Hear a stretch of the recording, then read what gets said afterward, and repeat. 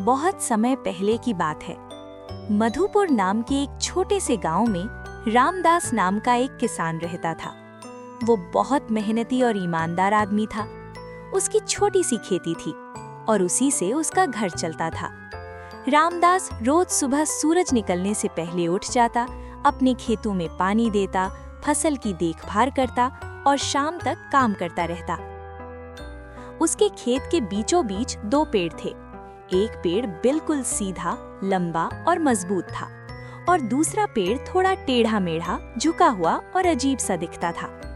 सीधा पेड़ हमेशा खुद पर गर्व करता था। वो हवा में लहराते हुए कहता, देखो मुझे, कितना सीधा, कितना सुंदर हूँ मैं, और तुम कितने टेढ़े मेढ़े हो। तुम्हें देखकर तो कोई भी हंस पड़े। टेढ़ा पेड़ चुप रहता, उसे बुरा लगता, लेकिन वो जवाब नहीं देता था। हर दिन वही बातें।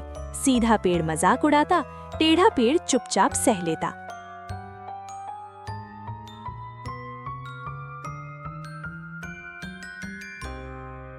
बरसात का मौसम आया। आसमान में काले बादल छा गए, तेज हवाएं चलने लगी।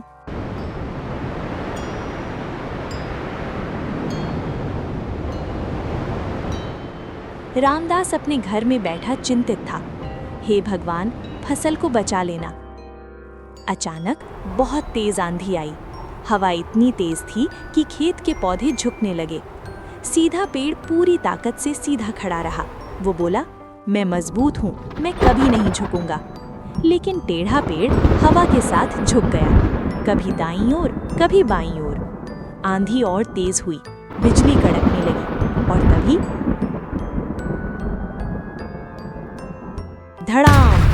सीधा पेड़ अपनी जिद में टूटकर जमीन पर गिर पड़ा, जबकि टेढ़ा पेड़, जो हवा के साथ झुक रहा था, वो बच गया।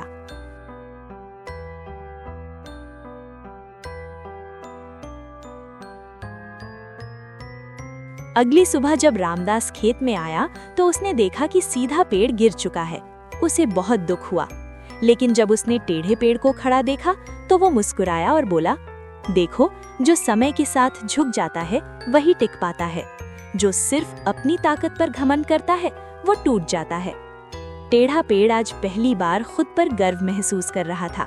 उसे समझ आया कि उसकी कमजोरी ही उसकी ताकत थी।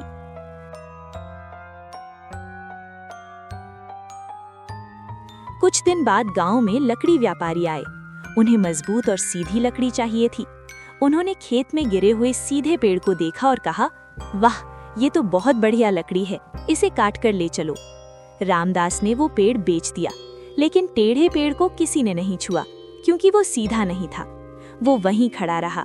धीरे धीरे उसकी शाखाओं पर पक्षियों ने घोंसले बना लिए। उसकी छाया में बच्चे खेलने लगे।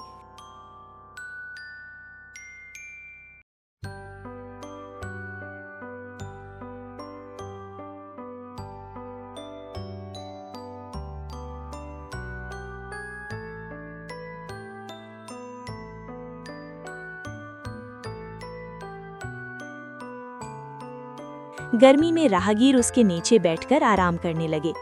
अब टेढ़ा पेड़ सोचता था,